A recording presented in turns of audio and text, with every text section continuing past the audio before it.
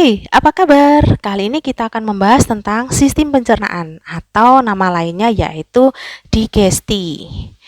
Sistem pencernaan melibatkan beberapa organ tubuh, mulai dari kita memasukkan makanan yaitu pada bagian mulut, kemudian dari mulut menuju ke kerongkongan atau esofagus, dari esofagus makanan dibawa menuju ke lambung, dari lambung kemudian menuju ke organ-organ pelengkap pencernaan mulai dari hati, empedu, dan pankreas.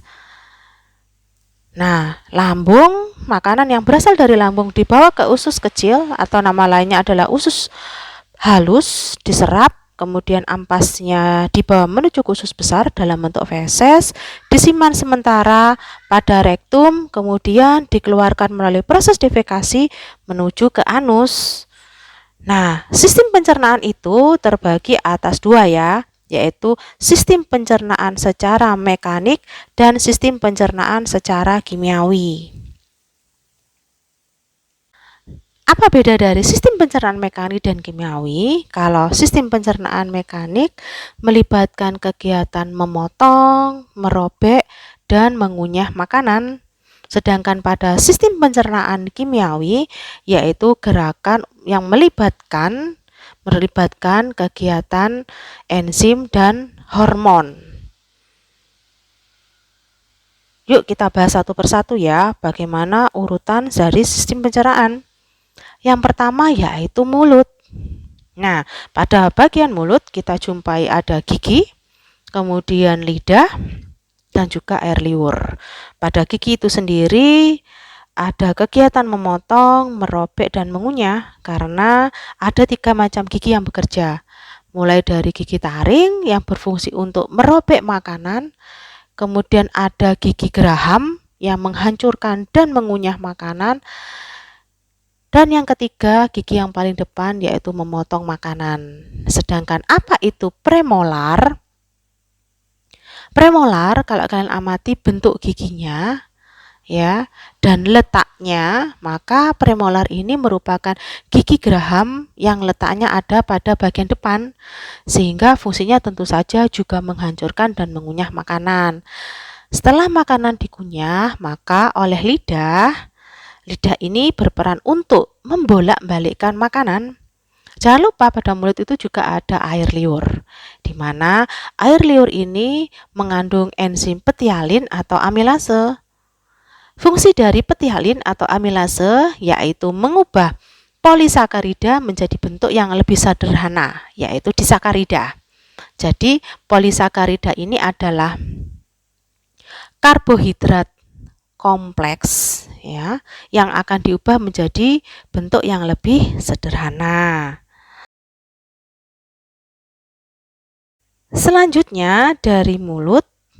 Ya, jadi makanan setelah dikunyah dari mulut maka akan dibawa menuju ke bagian yang disebut dengan kerongkongan atau esofagus.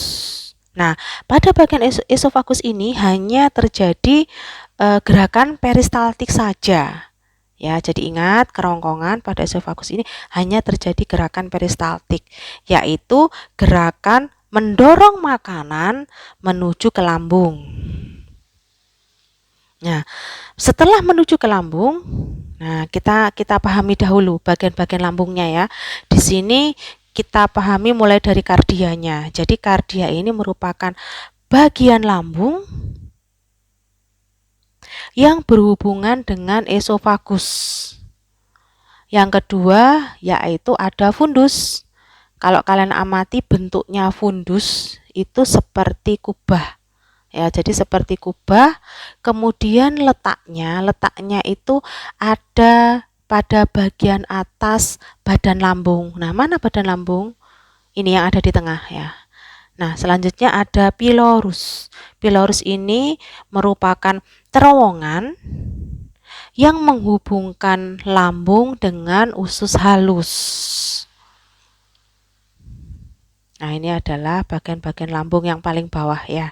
Nah, pada bagian lambung ternyata juga terjadi dua aktivitas seperti pada bagian mulut. Yang pertama yaitu pencernaan mekanis dan yang kedua yaitu pencernaan kimiawi. Jadi pada pencernaan mekanis ini, lambung melakukan gerakan untuk menghaluskan makanan, sedangkan pada pencernaan kimiawi itu terdapat enzim, kemudian ada juga hormon dan juga HCl. Nah, apa itu HCl? Jadi di sini HCl ini berperan untuk mengaktifkan enzim pepsinogen. Ya, pepsinogen ini kalau sudah aktif nanti namanya menjadi pepsin. Ya, jadi selain enzim pepsin yang ada pada lambung juga ada renin. Apa beda keduanya?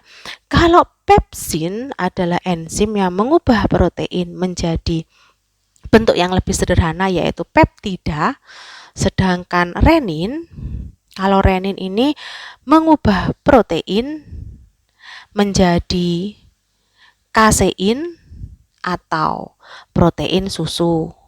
Nah, setelah menjadi protein susu, kemudian kasein ini akan diendapkan oleh renin.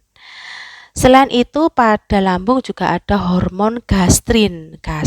Ya, jadi kalau kalian misalkan mengingat istilah gastrik mah ya, penyakit mah itu gastrin. Nah, berarti hormon gastrinnya meningkat. Karena hormon gastrin ini berperan untuk menghasilkan asam lambung. Ya, jadi kalau asam lambungnya meningkat akibat stres, nah, asam lambung ini sebenarnya fungsinya ini yaitu mematikan mikroorganisme. Jadi organisme-organisme yang berbahaya yang ada pada lambung ini akan dimatikan oleh asam lambung. Itu fungsi dari asam lambung. Nah, kita sekarang mengenal dengan organ-organ pelengkap pada sistem pencernaan kita. Ada hati, empedu, dan pankreas. Kita bahas satu persatu. Yang pertama yaitu hati. Hati ini sebagai organ pelengkap dalam sistem pencernaan karena hatilah yang akan memproduksi cairan empedu. Nah, cairan empedu ini digunakan untuk proses pencernaan lemak. Ini akan ditampung oleh kantong empedu. Nah, sehingga kalian bisa tahu, maka fungsi dari kantong empedu ini yaitu menyalurkan cairan empedu menuju ke usus halus untuk proses pencernaan lemaknya ya. Selanjutnya kita bahas yaitu pankreas yang letaknya di belakang perut. Jadi pankreas ini memproduksi enzim pencernaan. Nah, apa saja enzim pencernaan? Kalau kalian masih ingat itu ada tripsin. Jadi tripsin ini berhubungan dengan protein, protein, ada huruf P-nya ya, protein. Itu cara saya sih untuk mengingatnya. Kemudian ada amilase kan gula-gula tadi kan ya, petelin amilase berarti berkaitan dengan karbohidrat. Kemudian kalau lipase atau nama lainnya stipsin berarti berhubungan dengan lipase, lipid, lemak. Nah, selain itu, pankreas juga memproduksi bikarbonat. Apa yo bikarbonat itu? Nah, bikarbonat ini merupakan senyawa yang akan menetralkan makanan yang berasal dari lambung yang sifatnya asam agar tidak melukai dinding usus halus. Nah, kita lanjut ke usus halus. Coba amati dulu bagian-bagiannya, ada 3 macam, mulai dari duodenum atau usus 12 jari, kemudian ada jejunum, dan lanjut ke ileum. Kita bahas satu persatu ya. Yang pertama mulai dari duodenum. Jadi pada duodenum ini terjadi 3 sekresi. Yang pertama yaitu sekresi kelenjar usus. Yang kedua sekresi getah empedu. Dan yang ketiga yaitu sekresi kelenjar pankreas. Pada usus itu dijumpai enzim dan hormon. Nah, enzim apa saja yang berperan dalam pencernaan pada bagian usus? Ada enterokinase, yaitu enzim yang mengaktifkan simogen atau tripsinogen. Setelah aktif, maka namanya menjadi tripsin. Nah, jadi jangan bingung apa bedanya tripsinogen dengan tripsin. Kalau tripsinogen itu adalah enzim yang belum aktif, maka setelah diaktifkan oleh enterokinase berubah namanya menjadi tripsin. Jadi kalau kalian ingat tadi pada lambung ada pepsinogen diubah menjadi pepsin oleh HCl kan ya. Selanjutnya ada enzim aminopeptidase. base. Nah, harusnya dari sini kamu ada paham ini, ada amino, ada peptid, ada ase. Berarti enzim. Enzim yang mengubah apa? Peptida menjadi apa? Menjadi asam amino. Nah, jadi peptida itu tadi dibentuk atau dihasilkan pada bagian lambung. Selanjutnya ada maltase, laktase, dan sukrose. Kalau maltase ini yaitu enzim yang mengubah maltosa menjadi glukosa dan glukosa, sedangkan laktase enzim yang mengubah laktosa menjadi glukosa dan lak. Nah, berarti galaktosa. Nah, itu cara saya sih untuk memahaminya supaya tidak keliru. Sedangkan sukrose cross berarti glukosa dan fruktosa. Nah, kemudian kalau hormonnya ada kolesitokinin dan sekretin. Nah, bedanya apa? Kalau kolesitokinin itu untuk merangsang pengeluaran getah empedu. Kolesitokinin empedu. Sedangkan kalau sekretin, hormon sekretin itu merangsang pengeluaran sekret ya. Jadi pengeluaran dari getah pankreas. Gini caranya untuk memahaminya supaya kalian nggak kebalik-kebalik. Mana yang getah empedu, mana yang menghasilkan getah pankreas. Urutan abjadnya K dulu, baru kemudian S. Ya kan, urutan abjad kan seperti itu. Sama dengan sebelahnya. E dulu urutan abjadnya, baru kemudian P. Nah, gini. Paham kan? Mudah kan untuk memahaminya ya? Supaya tidak kebalik. Selanjutnya pada sekresi getah empedu di awal ya berkaitan dengan pencernaan lemak tentu saja, kemudian sekresi kelenjar pankreas berkaitan dengan produksi enzim-enzim pencernaan mulai dari tripsin yang berkaitan dengan protein, kemudian amilase karbohidrat dan lipase atau stipsin yang berkaitan dengan lemak.